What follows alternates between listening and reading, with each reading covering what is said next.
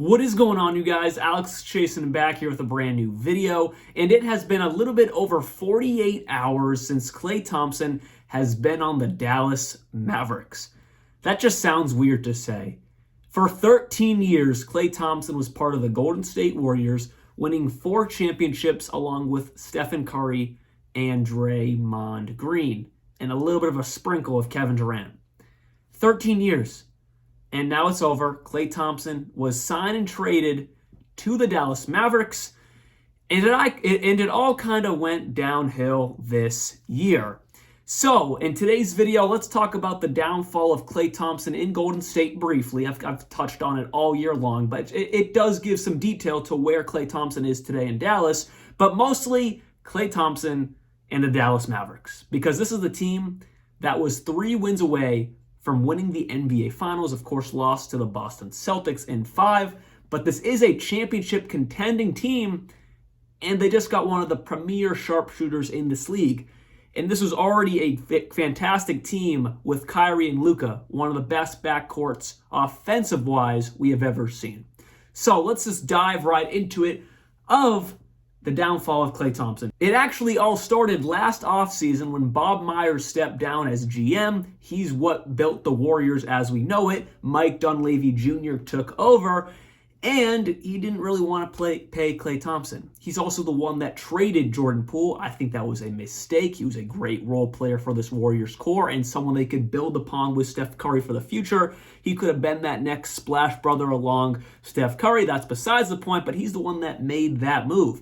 He also has decided not to pay Klay Thompson. He decided that last offseason. And throughout this season, we saw Klay Thompson's role slowly get diminished until he was actually put on the bench. And you could tell he was obviously upset with that. He wants to be a starter, and he wanted the money to show for it. So we thought. The year went on. No contract extension was put into place. Klay Thompson was behind the scenes visibly upset, not really understanding this. He wanted to retire a Warrior. He felt disrespected by Mike Dunleavy, the ownership of the Warriors. And when it came to this offseason, he actually took less money. This is the rumor. He actually took less money than what was on the table elsewhere because he wanted to win, and he felt disrespected by the Golden State Warriors that they weren't going to provide him a worthy enough contract after 4 championships.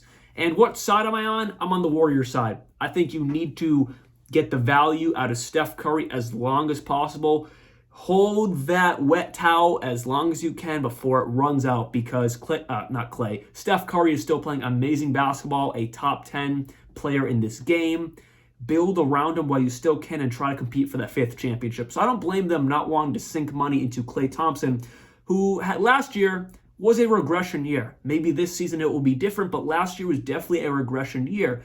His lowest 3-point percentage in a very long time. His overall worst defensive season probably of his whole career. It just wasn't the same Klay Thompson. So I'm not mad at the Warriors not making this move, but everything I just stated was disrespect to Klay Thompson. Ultimately, not wanting to get a contract extension with the Warriors unless it was for a certain amount of money, and he was willing to take less money with another team, that being with the Dallas Mavericks, a 3-year, $50 million contract, with the final year of that contract being a player option. And that leads to this summer. He goes into free agency, unrestricted free agency. The Lakers, the Mavericks, those were the 2 top teams that were really interested in him. We heard about the Magic just because they had money to spend, but they were never really on the table. It was between the Lakers and the Mavericks. And the Lakers actually believe they had a really big offer for Klay Thompson. But it was reported in a Woj article that Klay Thompson was like, no, I don't want anything to do with LA because of the high taxes. I want to go to a market, that being in Texas, where they don't tax all the money I make, and I can actually keep most of my income. So that was part of Klay Thompson's decision there. And at the end of the day, we don't hear a lot about that, but taxes do come into play where these guys want to play. And that was part of Klay Thompson's decision. And on top of that, it was also stated in that Woj article, they were just about to win a championship. They were in the finals, unlike the Lakers, who are kind of still figuring things out. So that was another reason why Klay Thompson decided to go with the Dallas Mavericks, which led to the sign and trade, which of course the Mavericks got Klay Thompson. The Golden State Warriors got nothing really. They got some compensation, 2 second-round picks, which don't matter, but hey, I guess it's better than him just completely walking away. Maybe they can use those 2 picks in another trade. Who knows? And then the Hornets get Josh Green, which was a little surprising to see him get moved just because he had a solid playoff performance. He has always been a very above average perimeter defender. His 3-point shot in these playoffs looked to come around a little bit. But to get someone like Klay Thompson, a proven winner and someone who can make an impact right away, instead of still a kind of a project guy in Josh Green, I don't blame them there. But that is the full trade for Klay Thompson. On top of that, they also made another trade prior to this. They got rid of Tim Hardaway Jr.'s disgustingly overpaid of a contract, a man who got completely kicked out of the rotation come playoff time, played maybe 10 minutes combined in the finals. It was time to move him. And they traded him to the Detroit Pistons, sent to the Shadow Realm. He got sent deep into the league for Quentin Grimes. So they actually had to give the Pistons 2 second-round picks to even take on that contract. And the Mavericks get Quentin Grimes, a young guard in this league who can maybe grow into what Tim Hardaway Jr. used to be. And maybe he can provide something to this team in the future, as it is still a young team. Of course, Klay and Kyrie are older, but Luka, Daniel Gafford, Dereck Lively, Jaden Hardy, if maybe he can progress more, PJ Washington, they are young. So the overall unit of this team, besides 2 of their stars, is relatively young. So that is something also to be positive about for the Dallas Mavericks. But Klay Thompson, what is his fit into this Mavericks team? I think it's absolutely flawless. I love this move. I made a video maybe a little less than 2 weeks ago talking about what the Mavericks offseason could look like. I talked about some moves, maybe bringing in Malcolm Brogdon, Bruce Brown. I never really thought of a Klay Thompson type, but it was along the lines of bringing in a scorer and a perimeter defender. Malcolm Brogdon, not so much a great perimeter defender, but definitely a fantastic offensive weapon. Bruce Brown is more of that 3-and-D type of guy, but they do even better, bringing in Klay Thompson. Again, like I said earlier, last year was a bad year, but I think the Mavericks gave this contract or just did this move in general with the hope that last year was maybe just a bad year. Klay Thompson is 33 years old. He'll be 34 next year, so he's not getting any younger. Had 2 seasons completely out, full with injuries, has still battled some injuries since then. But when he's on, he is still one of the best star players for like that second, third option in the league. And right now, he can be that 3rd or 4th option for this Mavericks team. Last year, he shot 38% from 3. The league average is 36%.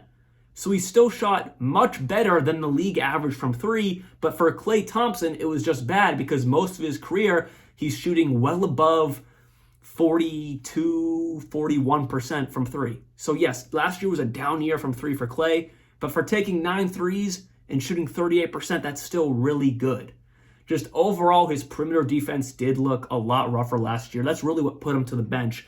And then, of course, it was all captivated with going 0 for 10 in that elimination game in the play-in against the Kings, a forever meme. But that was kind of like the cover on the jar of, I don't know where that analogy was going, but it was just kind of the end to Klay Thompson and Golden State, and maybe showed Mike Dunleavy, yeah, we're not giving you the contract that you want.